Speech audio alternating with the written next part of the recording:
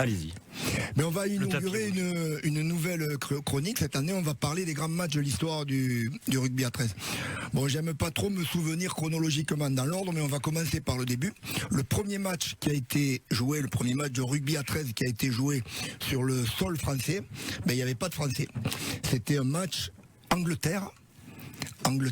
Australie, et c'était le 31 décembre 1933 au stade Pershing à Paris. Alors c'est un peu paradoxal, mais parce que le rugby à 13 a été introduit en France en avril 1934, c'est l'œuvre d'un monsieur dont on a parlé, Cyril. C'était Victor Breyer, le patron de l'Écho des Sports, qui était le grand quotidien français avec l'auto de Jacques Godet. Donc il y avait ces deux grands journaux, et c'est Victor Breyer qui a servi du contexte de l'époque. En 1931, rappelez-vous, les Anglais, nos amis anglais, avaient viré le 15 de France, les Français à 15, du tournoi des 5 nations pour des faits d'amateurisme marron et de violence sur les terrains. Et Victor Breyer, qui était né en Angleterre, il savait que le rugby à 13 faisait un tabac dans le nord de l'Angleterre. Donc, il est allé voir les dirigeants anglais et australiens pour leur proposer de faire ce match d'exhibition. Alors, ce match en lui-même, il a eu lieu, je disais, le 31 décembre 1933 au stade Pershing. 20 000 spectateurs. Il neigeait. Il faisait un froid à pas mettre ni un Parisien, ni un Anglais, ni un Australien dehors. 20 000 spectateurs, toute la jet-set parisienne, toute la presse, tous les dirigeants et les joueurs du rugby à 15. Alors le match, on n'a pas beaucoup d'informations sur le match.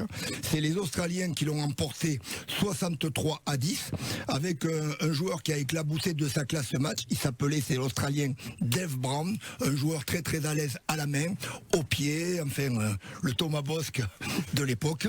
Donc on n'a pas trop d'informations sur ces matchs, mais ça a été un gros succès, et surtout il y a eu des grosses conséquences derrière. Les premières conséquences, c'est médiatiquement. Dans l'auto, le concurrent de l'Écho des Sports, à l'époque, dont le lendemain, le 1er décembre 1934, Bruno Otoniente a écrit « Le rugby à 13 est un jeu rapide, clair mais monotone. C'est un beau sport qui a ravi le public. » Vous avez bien compris, c'est pas Bruno qui a écrit ça. C'est Bruno qui a écrit ça? Non, il était en 6e à l'époque. Non, c'est Jacques Godet, le concurrent. Patron de l'auto. Pas mon concurrent, moi. Non, le concurrent de Victor Breyer qui avait organisé le match. Donc c'est quand même un beau succès populaire.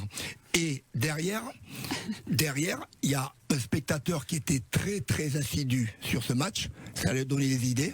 C'est le père fondateur du rugby à 13 français qui assistait à ce match. C'était Jean Gallia. Petite anecdote. Le match a eu lieu le 31 décembre 1933. Le 5 janvier 1934, le stade Pershing était radié par la Fédération française de rugby à 15. Interdiction d'y rejouer un match de rugby à 15, alors que tous les dirigeants de la Fédé avaient assisté au match. Je vois Thomas Boss qui prend des notes. Il n'y a pas d'interro écrite après la chronique de Pierre Vergès. Vous pouvez vous détendre, ça va aller. Et il a des bonnes infos quand même. Tiens, Thomas, je t'offre l'affiche du match. Merci. Oh. L'affiche du match? Oui. Je croyais que c'est l'affiche du match de demain avec le score et les marqueurs déjà, quoi. Pierre Vergès, justement, l'histoire, et c'est aussi pour ça quand même le sport. L'histoire rejoint souvent le sport. On parle bien sûr en Angleterre de l'état de santé de la reine. Qui peut, on en parlait aussi en début d'émission avec Christophe Lévy, qui peut avoir une influence, une incidence sur le match de demain soir, même si quoi qu'il arrive, on vous le redit, Christophe Lévy nous le confirmait, le match aura lieu, demain, le quart de finale à Gilbert Brutus. Ça vous a pensé à une anecdote ou une histoire? Je suis allé me renseigner quand j'ai vu que la reine n'était pas au top. Quand le roi Georges VI est décédé en 1936, il y a eu 10 jours de deuil national. C'est qui prévu les 10 jours, de toute façon. Ils ont maintenu dans le deuil national les matchs de football et ils ont annulé les matchs de rugby et de cricket. Je ne veux pas faire peur pour demain, parce que je pense que le match aura lieu, mais il y a ce petit précédent historique. Non, voilà, ça a été confirmé, ce que nous disait Christophe. Ouais, le match se jouera. Tout à l'heure, le match se jouera. Bruno Otoniente y sera. Je serai à ses côtés d'ailleurs, à 20h30. Oui, et puis les chauffeurs de bus nous ont confirmé que les Rhinos de Leeds atterrissaient à 13h30 à Perpignan. Très bien. Voilà. On y sera? Non. Bruno, Pierre Vergès, il y sera. Thomas, vous allez bien dormir cette nuit? Ça touche les sommeils, ou est-ce que le sommeil des matchs comme ça où on se dit est-ce que j'ai fait la bonne compo, est-ce que j'ai fait n'importe quoi? Non, après on est sûr. Qu'est-ce que je fous?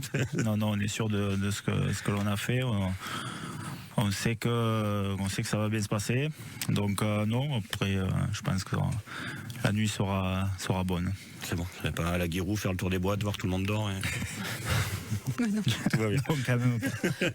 Merci beaucoup. On se permet de se rire parce qu'il faut que ce soit une belle fête aussi demain et avec une victoire, bien évidemment. Merci beaucoup, Thomas. Merci beaucoup à vous. À très très vite. Merci, Pierre Vergès. À jeudi prochain. Merci. Monsieur Antonien. Merci Cyril Manière. Une aussi belle chemise demain pour le match? Oui. J'adore sa chemise Magnifique, à Bruno. Bruno, il est en avance sur la mode. Enfin, on ne sait pas. Comment ça tacle? C'est pas très fort. Elle est belle. J'étais en 6e en 1934. C'est la sœur Bruno aujourd'hui. Avec la même chemise. Bruno, avant match demain à 20h30, coup d'envoi à 21h, un match à suivre sur France Bleu Roussillon. Complètement ça. Voilà, merci beaucoup. Messieurs, cette émission se réécoute sur francebleu.fr et se regarde en replay sur la page Facebook de France Bleu Roussillon.